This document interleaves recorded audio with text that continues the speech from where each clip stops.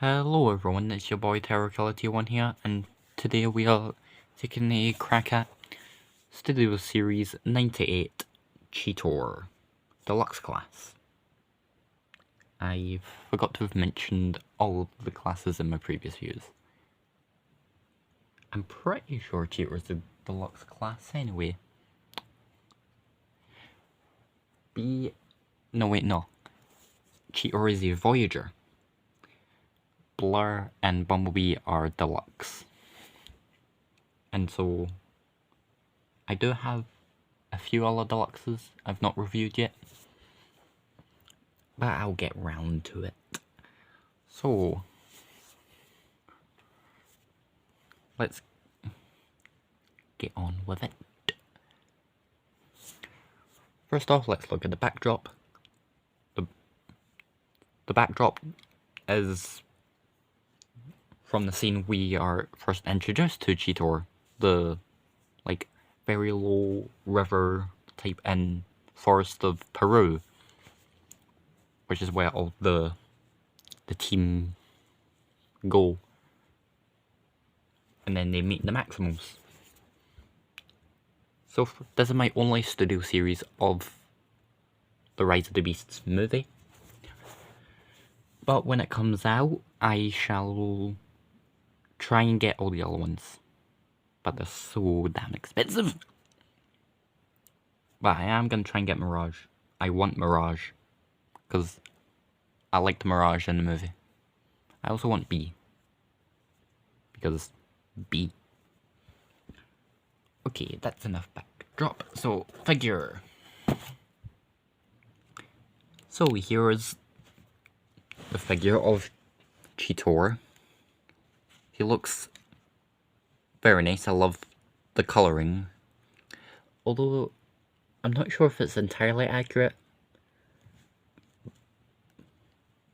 But I do have paint. So if I buy another one of these, I'm going to try and paint it to be Beast Wars Cheetor. So, yeah. There is one thing though. He does have two of these weapons that form one big spear combined together, but I have lost mine. That is a shame. And I've tried messaging, emailing, Hasbro Pulse's replacement contact service thing, but they just said that they don't have any of the parts available, so bummer. Oh well, what can you do? And there's no one else who sells them, so yeah. Anyway, articulation-wise, Cheetor is the best articulated figure I own. So, head is on ball joint. It can kind of look down, look up quite a bit. Tilt kind of side to side.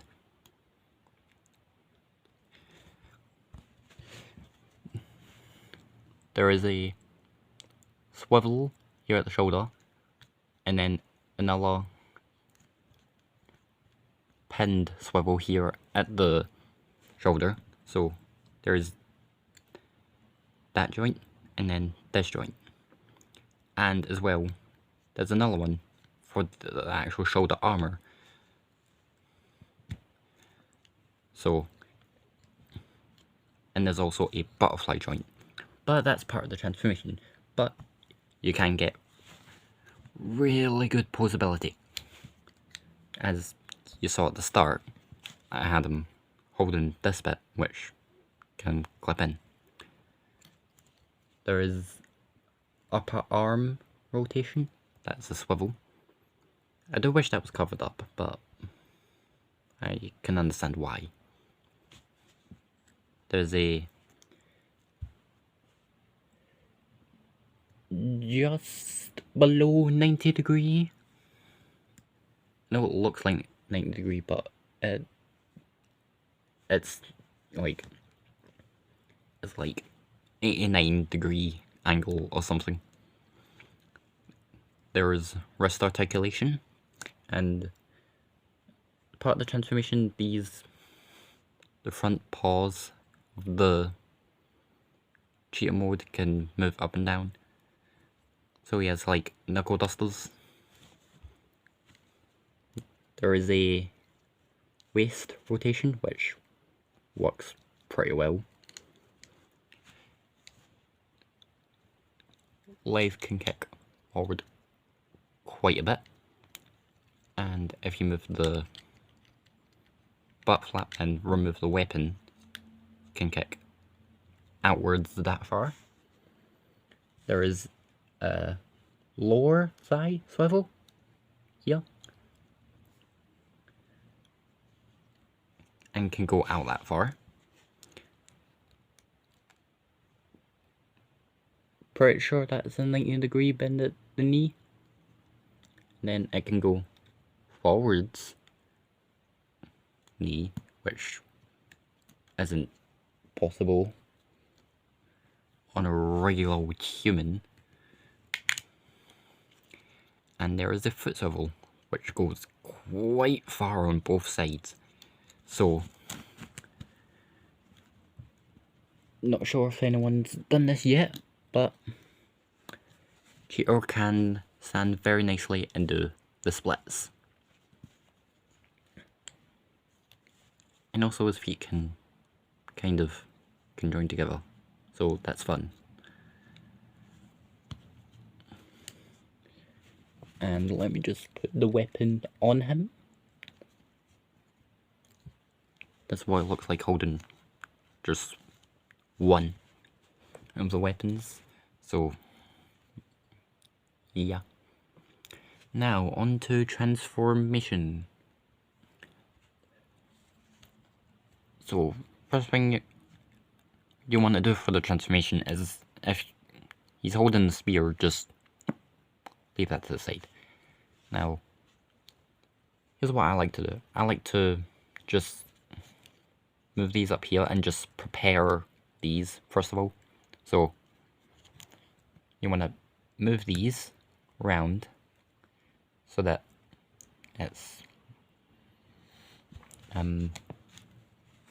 like just behind it like that. Do the same on the other side.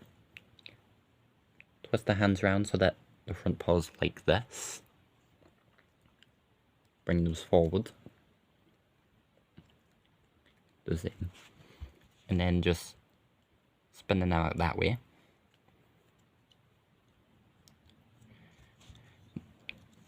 And then you just make sure that they're straight, and then just leave them onto the legs.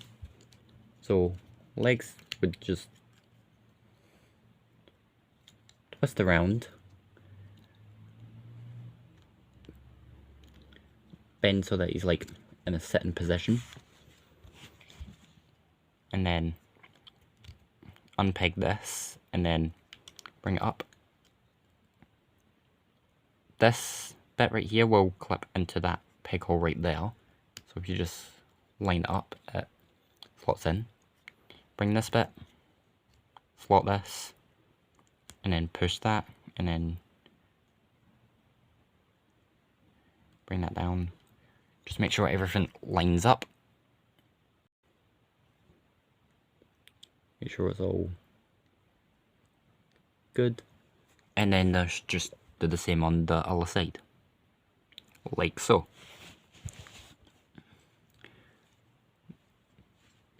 Next, this peg hole here will peg right into there, so that, and then just bring the tail around, and then that's one half of the Cheetor done. Next you want to come up to the front, fold it out, bring the head in, and then if you push, it'll push out the other head, and then bring it the Cheetor head, and then just bring that back in. Now, there is a double hinge right here that you need to unpeg so that you can continue. And then you just bring that up to there. Have it in a position so that this bit will link up with this. So we just use that butterfly joint and then just line it up like so.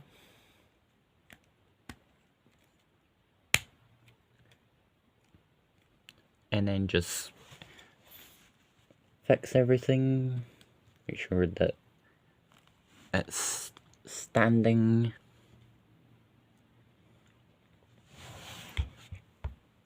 And then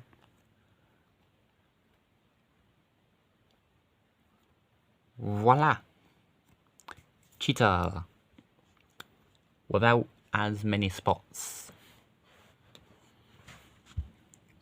There are spots here, here, here, here, and then some underneath as well. And then if you just grab this back, you can sit very nicely on top of there, like that. And boom, here is the cheetah mode. The cheetah mode looks very nice too, compared to how it looks in the movie. It's more yellow in the movie, but I understand that most of the studio series are based on concept. That's like, because if you compare Scourge to the studio series, the shoulders are a bit too flared out. So I'm assuming most of the studio series for Rise of the Beasts are concept. Except probably not like most of them, probably just the Maximals. So yeah, articulation for the cheetah mode is quite fine. Head is on a ball joint, but that doesn't get utilised as much. There is a hinge here at the jaw that can open up so it can roar. There are tons of good stop motions out there.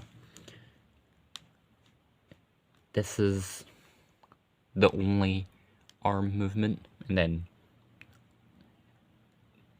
basically just the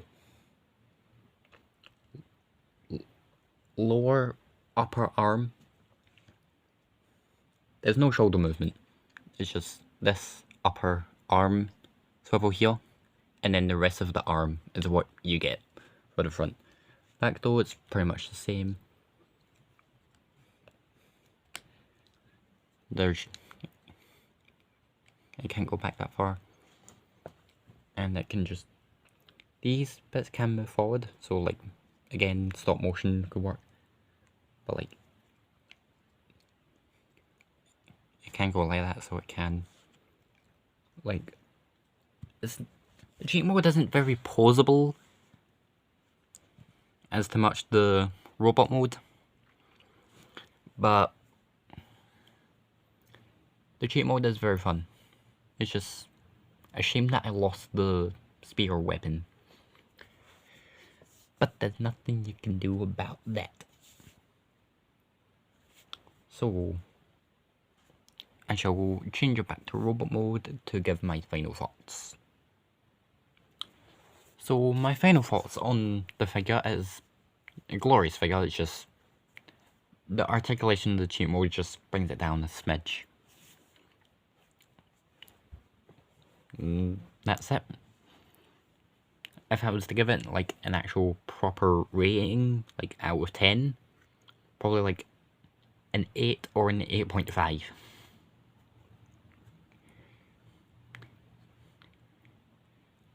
So yeah, that is my review for Studio Series Cheetor. I hope you enjoyed watching, and I will see you in the next one. Adios.